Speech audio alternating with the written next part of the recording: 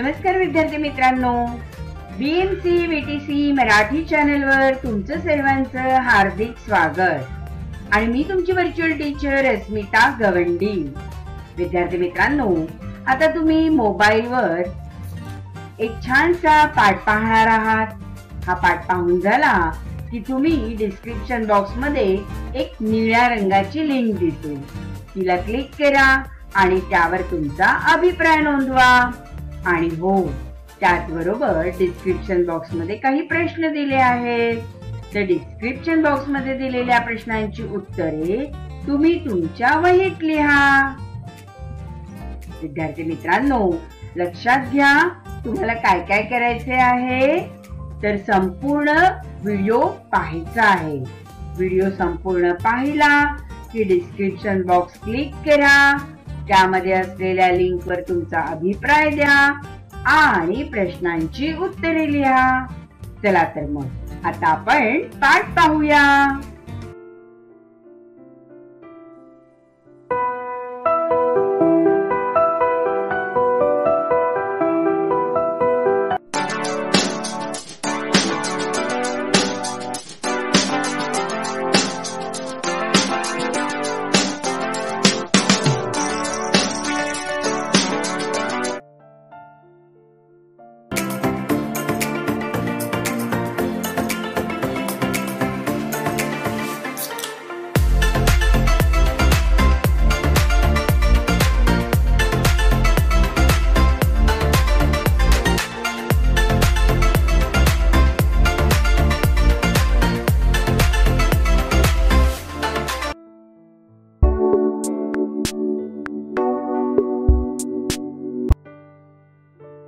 नमस्कार विद्यार्थी मित्रांनो, बृहन्मुंबई महानगरपालिका व्हर्च्युअल ट्रेनिंग सेंटर मध्ये आपलं सर्वांचं हार्दिक स्वागत। कोविड-19च्या प्रादुर्भावामुळे आपल्या शिक्षणाची गतिशीलता मर्यादित झाल्यामुळे आपल्या शिक्षणाची गाडी रुळावरून घसरता कामा नये, यासाठी बृहन्मुंबई महानगरपालिकेने तुम्हा विद्यार्थ्यांना घर बसल्या दर्जेदार शिक्षण प्रदान करण्यासाठी हे चॅनल सुरू केले आहे। बालमित्रांनो, मी तुमची व्हर्च्युअल टीचर अस्मिता गवंडी आज तुमच्यासाठी घेऊन आले एक छानसा पाठ। चला तर मग आपण आजच्या पाठाची सुरुवात करूया।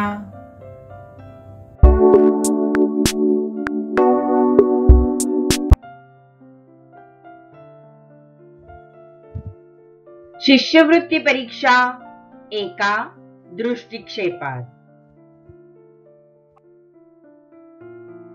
पूर्व उच्च प्राथमिक शिष्यवृत्ती परीक्षा इयत्ता 5वी आणि मी तुमची व्हर्च्युअल टीचर अस्मिता गवंडी।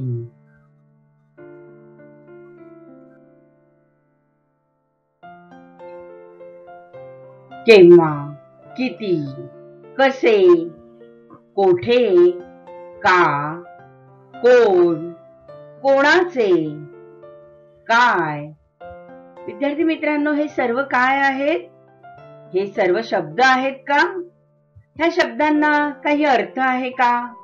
पहा बरं, आपण म्हणतो ना, का घडलं, कोठे घडलं, कोणी सांगितलं, हे सर्व जे आहेत ना, ह्या सर्वांना आपण म्हणतो प्रश्न। आणि हे प्रश्न आपल्या मनात नेहमीच निर्माण होत असतात। मग ह्या प्रश्नांचं उत्तर कसं बरं मिळणार आपल्याला? प्रश्नांची उत्तरं मिळवण्यासाठी आपल्याला खूप अभ्यास करायला हवा। जेव्हा आपण अनेक पुस्तकं वाचू आणि त्याचबरोबर संगणकावर त्याची उत्तरं शोधू, तेव्हा आपले प्रश्न सर्व दूर होऊन जातील।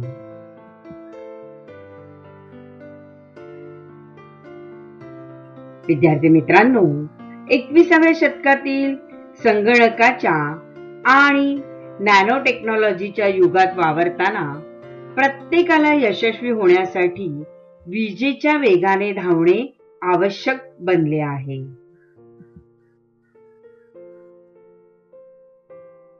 हा वेग गाठण्यासाठी आपल्याला काय केलं पाहिजे? तर आपल्या विचारांना गती दिली पाहिजे। आपल्या मस्तिष्कामध्ये, आपल्या डोक्यामध्ये बघा, अनेक यंत्रणा कार्यरत असते, हो ना? आणि त्या अनेक विचार चालू असतात. त्या सर्व विचारांना गती मिळाली की आपण हा वेग गाठू शकतो. आणि हा वेग गाठण्यासाठी आपल्याला सराव केला पाहिजे. सरावातील सातत्य, सोप्या सोप्या क्लुप्त्या वापरल्या की आपल्या डोक्यामध्ये प्रकाश पडतो, है ना?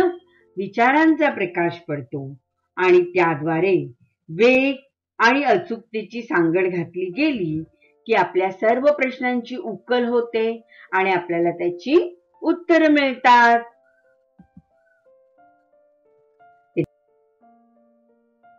मित्रांनो, शिष्यवृत्ती परीक्षा म्हणजे स्कॉलरशिप परीक्षा ही आयुष्यात पुढे येणाऱ्या सर्व प्रकारच्या स्पर्धा परीक्षांचा पाया आहे आणि हा पाया आपल्याला भक्कम करायचा आहे आणि त्यासाठी आपल्याला आपल्या इयत्तानिहाय पुस्तकांचाही अभ्यास करायचा आहे.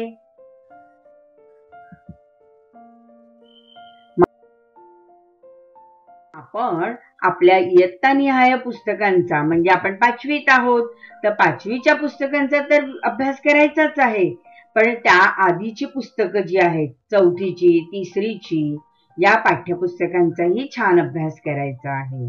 आणि त्याचबरोबर आपल्याला मार्गदर्शिकेचा अभ्यास करायचा आहे. या 2 मार्गदर्शिका आपल्याला अभ्यासायच्या आहेत. मराठी आणि गणित या विषयाची एक मार्गदर्शिका आहे, पहिली मार्गदर्शिका, आणि दुसरी मार्गदर्शिका इंग्रजी आणि बुद्धिमत्ता या विषयाची आहे. या 2 मार्गदर्शिकांचा आपण अभ्यास करणार आहोत. परीक्षेचाच अभ्यास आपण का करायचा? माहितीये का करायचा? कारण अतिरिक्त माहितीचा खजिना आपल्याला मिळतो. त्याचप्रमाणे आपल्या ज्या संकल्पना असतात त्या संकल्पना स्पष्ट होतात. तसेच इतर स्पर्धा परीक्षेसाठी तुम्ही मुले तयार होतात आणि भावी जीवनातील उच्च व बदलते शिक्षण याचा पाया मजबूत करण्यासाठी शिष्यवृत्ती परीक्षा ही महत्वाची असते आणि त्यासाठी आपण प्राथमिक स्तरावरती शिष्यवृत्ती परीक्षेचा अभ्यास करायचा आहे.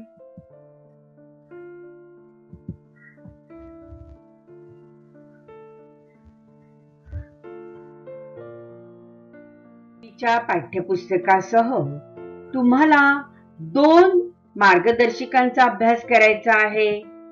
पहिली मार्गदर्शिका आहे भाषा आणि गणित विषयाची आणि दुसरी आहे इंग्रजी व बुद्धिमत्ता विषयाची.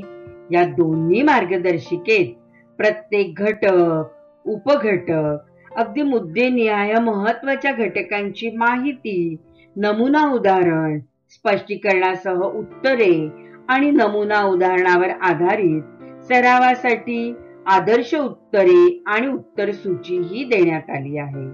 विद्यार्थी मित्रांनो, या मार्गदर्शिकेचा मुख्य हेतूच आहे की तुम्ही विद्यार्थ्यांनी स्वयं अध्ययन करायचं आहे.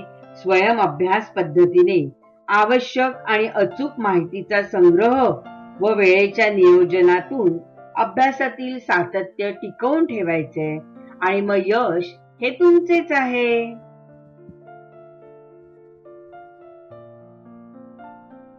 आता प्रश्नपत्रिकेचं स्वरूप कसं असेल ते पाहूया.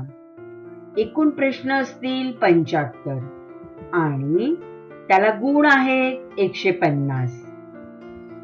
मग त्यासाठी आपल्याला पहिला पेपर सोडवायचा आहे आणि हा पहिला पेपर आहे प्रथम भाषा आणि त्याचे प्रश्न आहेत 25 आणि 25 प्रश्नांसाठी 50 गुण आहेत.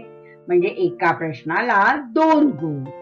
आणि याच वेळेला दुसरा पेपर असणार आहे आपल्याला गणिताचा. पहिलाच पेपर पण त्यातला भाग दुसरा काय आहे? गणित. आणि गणितामध्ये 50 प्रश्न आहेत. 50 प्रश्न आणि 100 गुण. म्हणजे एकूण किती प्रश्न झाले? 75 प्रश्न. 75 प्रश्न 150 गुण हे आहेत पहिल्या पेपरसाठी. आता दुसरा पेपर कसा आहे त्याचं स्वरूप लक्षात घ्या. दुसऱ्या पेपरमध्ये सुद्धा एकूण प्रश्न संख्या 75 आणि गुण आहे 150. दुसरा पेपर जो आहे पेपर 2 त्यामध्ये तृतीय भाषा म्हणजे इंग्रजी आणि इंग्रजीचे प्रश्न असतील 25 प्रश्न आणि 50 गुण आहेत. म्हणजे प्रत्येक प्रश्नाला 2 गुण याप्रमाणे. आणि पेपर 2 चा दुसरा भाग आहे बुद्धिमत्तेचा. या बुद्धिमत्तेमध्ये 50 प्रश्न आहेत. 50 प्रश्न 100 गुण. अशा पद्धतीने आपल्याला पहिला पेपर आणि दुसरा पेपर आहे. आता हा कालावधी किती आहे पाहूया. पहिला पेपर सोडवण्यासाठी आपल्याला वेळ आहे 1 तास 30 मिनिटं आणि दुसऱ्या पेपरसाठी सुद्धा 1 तास 30 मिनिटं. आपल्याला एकूण 75 प्रश्न सोडवायचे आहेत. म्हणजे 75 प्रश्न सोडवण्यासाठी आपल्याला 90 मिनिटं आहेत. या 90 मिनिटांमध्ये आपल्याला 75 प्रश्न सोडवायचे आहेत. विद्यार्थी मित्रांनो, आज आपण पूर्व उच्च प्राथमिक शिष्यवृत्ती परीक्षा इयत्ता 5वी या 5वी मध्ये पहिली मार्गदर्शिका जी आहे त्यामध्ये भाषा विषय आहे. प्रथम भाषा विषय. प्रथम भाषा म्हणजे मराठी. या मराठीचा अभ्यास कसा करायचा ते समजून घेऊया.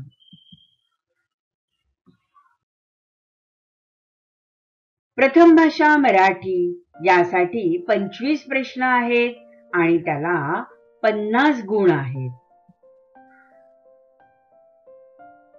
घटकनिहाय गुणांचं विभाजन पाहूया आपण. मराठी प्रथम भाषा पहिला घटक आहे आपला वाचून कल्पना व संकल्पना स्पष्ट करणे. यासाठी भारांश आहे 24% आणि या घटकावर 6 प्रश्न असतील. दुसरा घटक आहे कार्यात्मक व्याकरण. यासाठी भारांश आहे 20% आणि 5 प्रश्न असतील या घटकावरती. पुढचा घटक आहे भाषेचा व्यवहारात उपयोग. यासाठी 24% भारांश आहे म्हणजे 6 प्रश्न आहेत. आणि चौथा घटक आहे शब्द संपत्तीवर प्रभुत्व.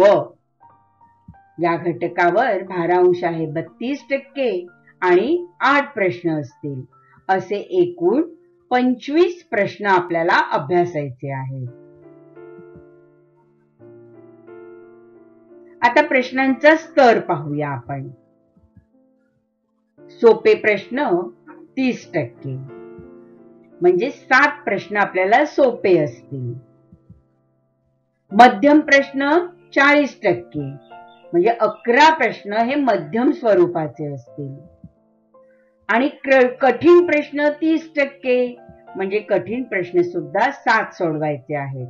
तर हा आहे प्रश्नांचा स्तर.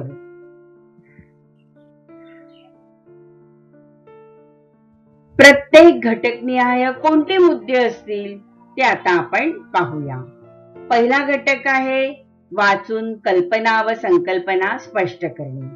या घटकांतर्गत आपल्याला उतारा व त्यावरील प्रश्न, वृत्तपत्रातील जाहिराती व बातम्यांवरील प्रश्न आणि कविता व त्यावरील आधारित प्रश्न यांचा अभ्यास करायचा आहे. आणि यासाठी आपल्याला 6 गुण ठेवले आहेत.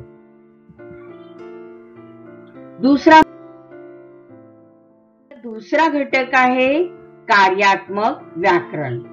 या अंतर्गत जे मुद्दे आपल्याला अभ्यासायचे आहेत ते आहेत लिंग, वचन, काळ, विरामचिन्हे आणि अशुद्ध शुद्ध शब्द, शब्दांच्या जाती, नाम, सर्वनाम, विशेषण, क्रियापद इत्यादी आणि वाक्याचे भाग म्हणजे उद्देश आणि विधेय. विद्यार्थी मित्रांनो, हे 7 घटक आहेत आणि याचा भारांश आहे 20%. म्हणजे यावर आधारित 5 प्रश्न आपल्याला अभ्यासायचे आहे. आपला तिसरा घटक आहे भाषेचा व्यवहारात उपयोग.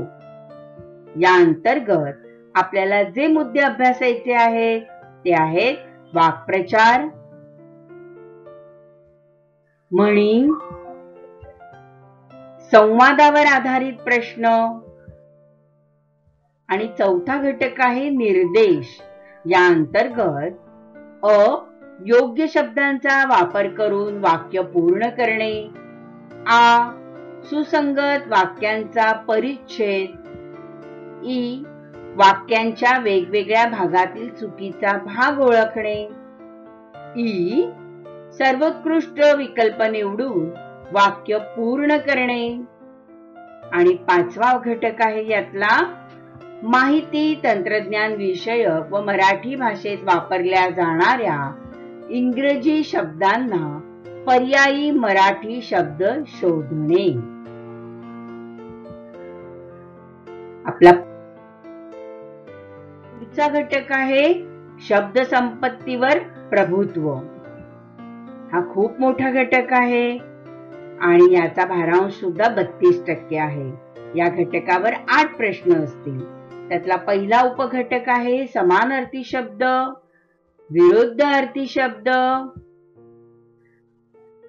शब्दकोडी, अलंकारिक शब्द,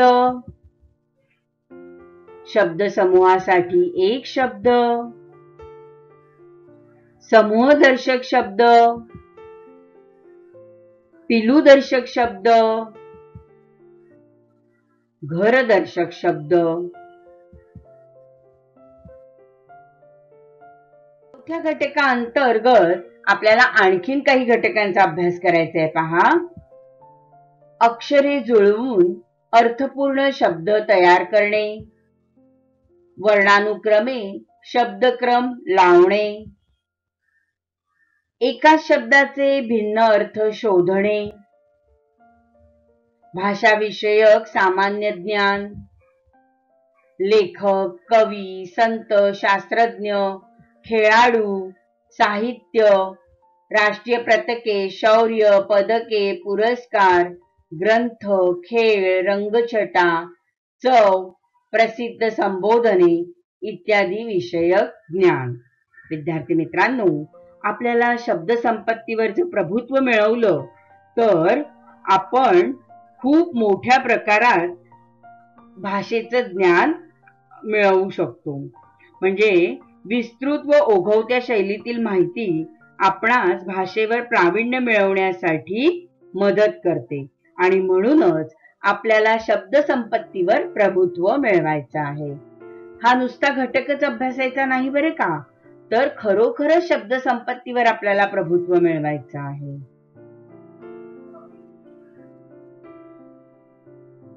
पत्रिकेत उत्तर नमूद करण्याची पद्धत बघा. ही आहे तुमच्या समोर उत्तर पत्रिका आणि या उत्तर पत्रिकेत प्रत्येक प्रश्नासमोर 4 वर्तुळ दिलेली असतात. ही जी 4 वर्तुळ दिलेली असतात की नाही, त्यामध्ये अंकही आहेत बघा, 1 2 3 4. मग योग्य पर्याय क्रमांकाचं वर्तुळ जे आहे ते तुम्हाला काय करायचं आहे, रंगवायचे आहे. आणि योग्य पर्याय क्रमांकाचे वर्तुळ निळ्या किंवा काळ्या शाईच्या पेनानेच आणि बॉल पेननेच रंगवायचे असते, हे लक्षात ठेवा. मग कसे रंगवायचे पाहूया आपण.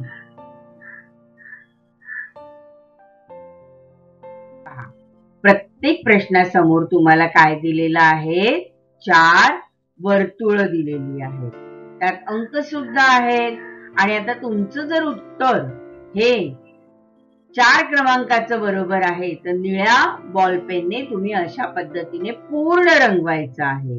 आणि समजा तुमचं उत्तर आता वेगळं आहे, दुसऱ्या प्रश्नाचं दुसरं उत्तर आहे, मग आता त्यावेळेला आपण काय करायचं, तर आता दुसरा प्रश्न आहे आणि त्यातलं दुसऱ्या क्रमांकाचं पर्याय आहे तर ते दुसरा क्रमांक रंगवायचा आहे. म्हणजे योग्य उत्तर नमूद करण्याची ही जी पद्धत आहे ही तुम्ही लक्षात ठेवा आणि सुरुवातीपासूनच अशा पद्धतीने आपल्याला उत्तर नमूद करायचं आहे हे लक्षात ठेवून तुम्ही पर्याय निवडणार आहात.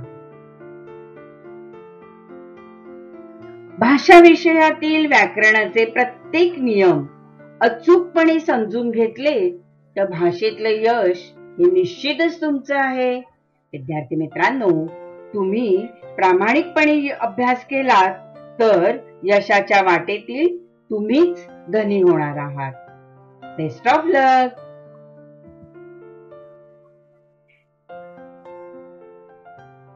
मित्रांनो, शिष्यवृत्तीच्या प्रत्येक घटकावर तुमच्यासाठी सविस्तरपणे मी व्हिडिओ घेऊन येणार आहे. त्या व्हिडिओचा तुम्ही आनंदाने अभ्यास करा. यश तुमचेच आहे. चला तर मग संगणक किंवा मोबाईल काही उघडा आणि प्रत्येक व्हिडिओ तुम्ही पहा आणि अभ्यासासाठी तयार राहा. आता पाठ तुमचा संपूर्ण पाहून झाला की नाही, की मग तुम्ही काय करणार आहात तर मोबाईल वरती पाठाच्या खाली डिस्क्रिप्शन बॉक्स दिसेल. या डिस्क्रिप्शन बॉक्स मध्ये तुम्हाला निळी लिंक दिसेल. त्या निळ्या लिंकला टच करा. त्याबरोबर अभिप्राय फॉर्म तिकडे तुम्हाला उघडून येईल. मग त्या अभिप्राय फॉर्म मध्ये हा व्हिडिओ तुम्हाला कसा वाटला तुमचं मत जरूर नोंदवा. आणि हो, आणखीन एक गंमत आहे तुमच्यासाठी. डिस्क्रिप्शन बॉक्स मध्ये काही प्रश्न दिले आहेत. मग डिस्क्रिप्शन बॉक्स मध्ये दिलेल्या प्रश्नांची उत्तरं तुम्ही तुमच्या वहीत लिहा. हा आहे तुमचा घरचा अभ्यास.